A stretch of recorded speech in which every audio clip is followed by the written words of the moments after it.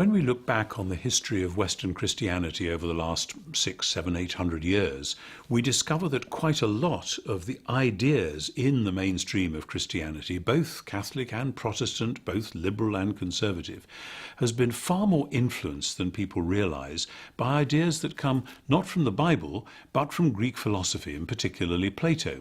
Now, Plato was, of course, one of the greatest thinkers the world has ever known, and it's not surprising that people went to him for help, and there is indeed quite a lot which was very helpful in Plato. But ultimately, Plato was somebody who held things apart, where the Bible tends to put them back together again. In particular, Plato held that the material universe, this physical stuff, space, time and matter, was essentially a rather secondary thing, perhaps even a shabby, possibly even a dangerous or bad thing, and that ultimately the wise person would seek to escape it by philosophical reflection in the present, and then after death by the soul going off to a land of eternal bliss which wouldn't be about space and time and matter at all.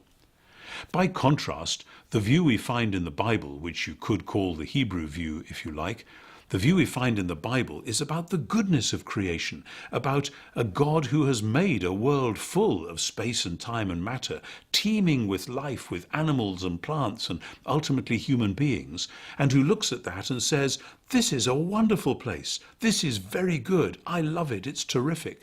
And that God, therefore, quite unlike the Platonic vision of God, not only doesn't mind when people enjoy the good things of life, he says, go ahead, be my guests. In fact, you are my guests. When you celebrate food and drink, when you celebrate marriage and family life, when you celebrate the beauty of the earth and the sky and the sea, when you admire and stand in awe of the great monsters like whales and hippopotamuses, God says, go ahead, enjoy it. I made all this stuff and it is very, very good.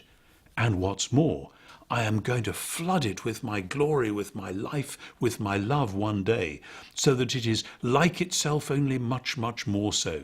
An image which I often use to help us get our minds around this and to get us away from Plato and into the biblical world is the image of a wonderful chalice or a beautiful cup or a glass. It can be a beautiful thing in itself, and in church we sometimes use chalices for communion made out of even gold or silver. And it can be a wonderful object to look at.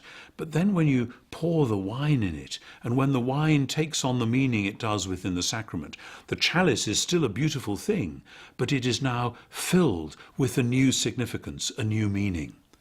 In the Bible, that's what it's going to be like with creation. And this is something that Plato could never have dreamt of.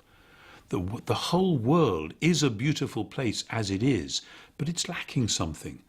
And the Bible says that one day the earth shall be full of the knowledge of the glory of the Lord as the waters cover the sea. If you have that as your hope, then you can leave Plato behind, learn from him the various things that he can still teach you perhaps. St. Paul says, after all, that we should take every thought captive to obey Christ. But ultimately, in the biblical worldview, creation is good, and we are delighted to be part of it. And God will one day make out of it this new creation, which will be filled with his glory as the waters cover the sea.